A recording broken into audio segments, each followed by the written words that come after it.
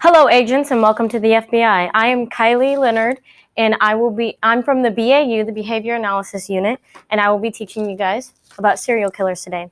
Now, today, I want to talk to you guys about who serial killers could be. They could be your friends, your families, and even your loved ones. Now, I have these famous serial killers up here, like H.H. Holmes. He's known for the castle, and once you go in, you almost never make it out. Then we have Dr. Harold Shipman killed 216 of his patients by injecting them with unknown fluids. Then we have Ted Bundy. He decided to rape his victims and then disembody them. Next we have Otis Tolley. He used to rape and then gouge out the eyes of all of his victims because he did not want the image of him to be seen by the people. Okay, so next, all right, so today, the topics that we are going to go over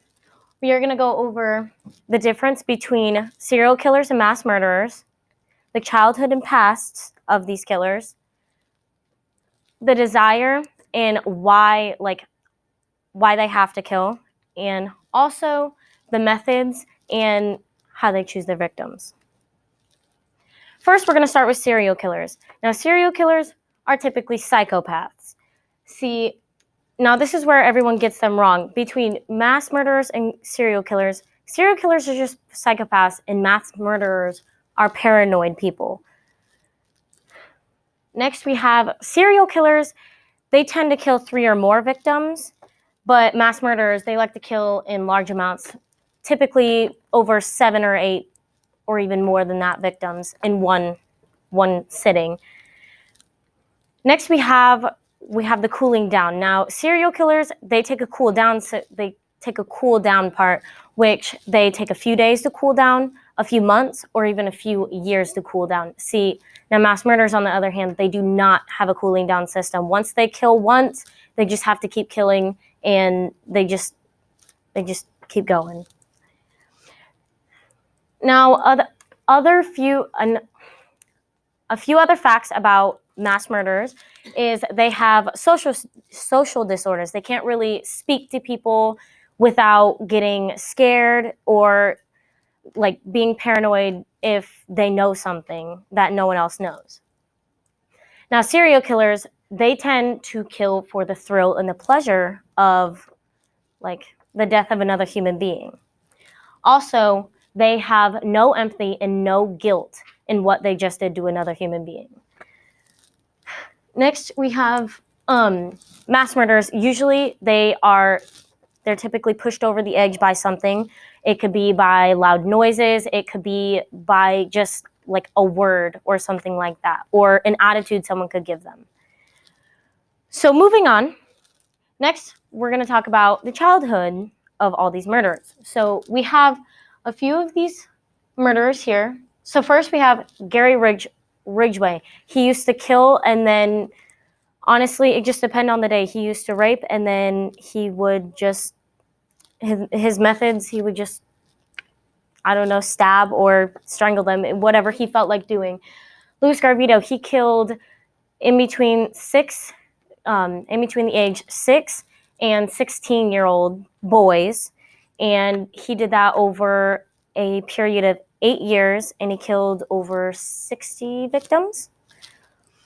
And then we have Albert Fish. He used to also, like Otis Tolley, he used to gouge out the eyes of his victims. Next, we have Andrel Chicalito. I don't know how to say that last name, but he used to just strangle his victims and then leave them in an alleyway with no empathy whatsoever. Now, Eileen Juarez, she used to kill her victims by making them her husband and then killing them because she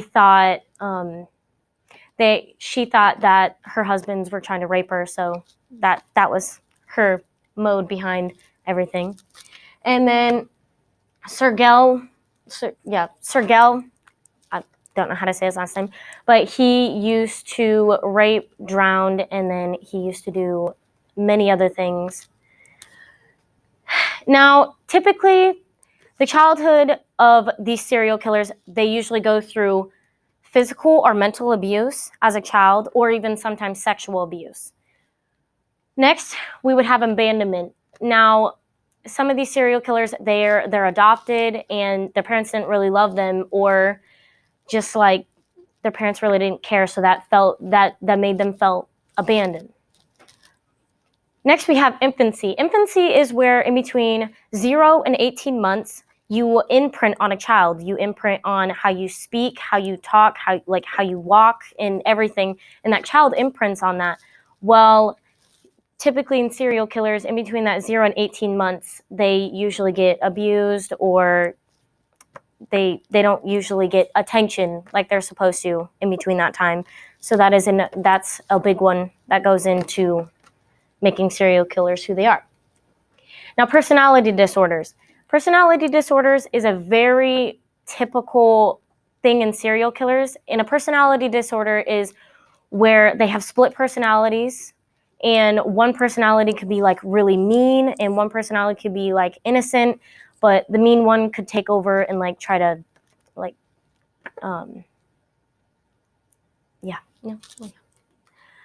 isolated. Some of these killers feel isolated because they don't have friends, they don't really have anyone to talk to, and just they're going into my next one, they're just really lonely.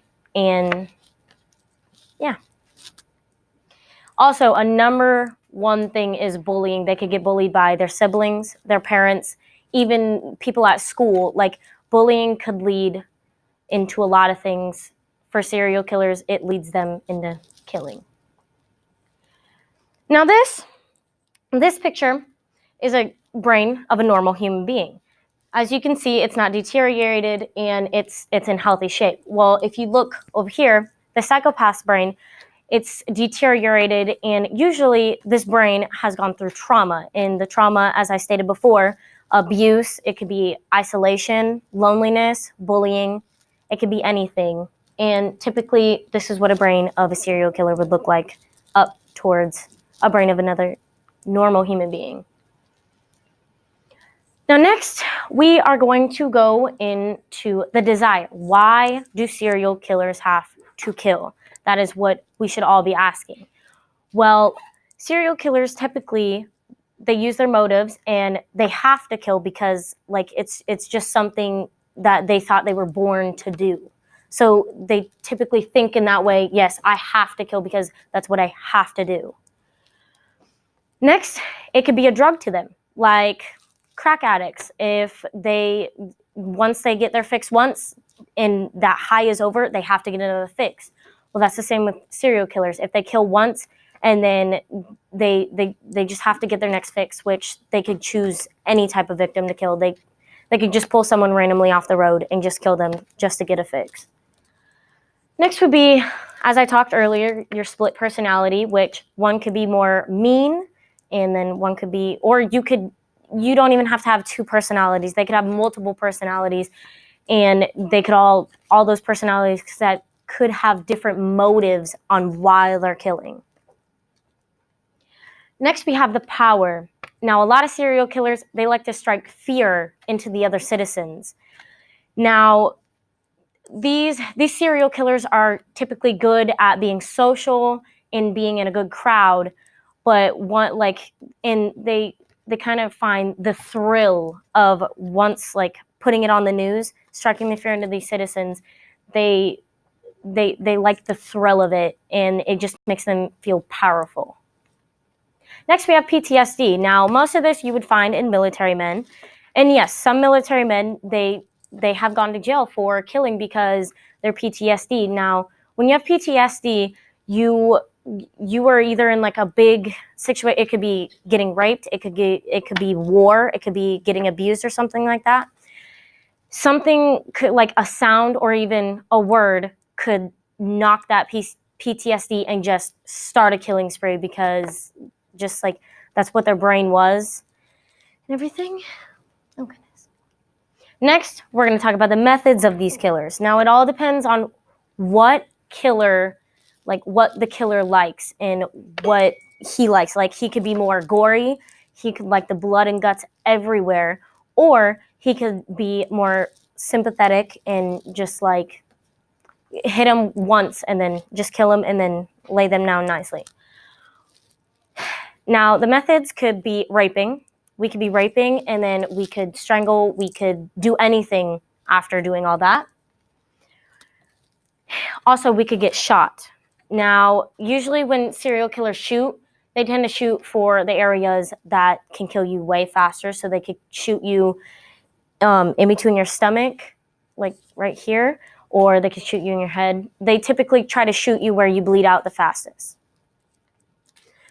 Next would be being stabbed. Now, this one is typically a more slow death. Now, the serial killer that would want to stab, they want the thrill of watching your life just drain from your body.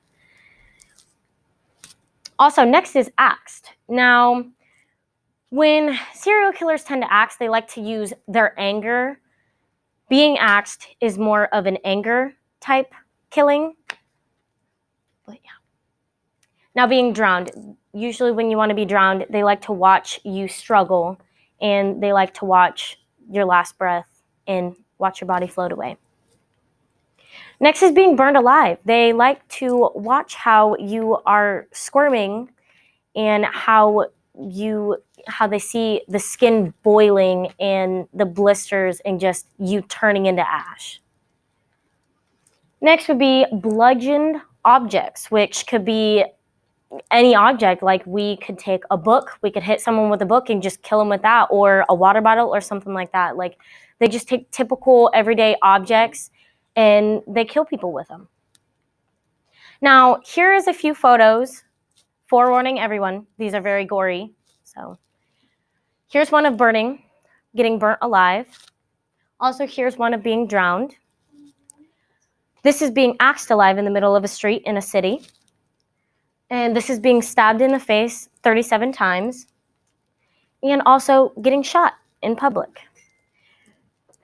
Now, agents, I really hope that all the information that I gave to you today, you take this out on the field with you, and hopefully you catch the serial killers and make the world a better place.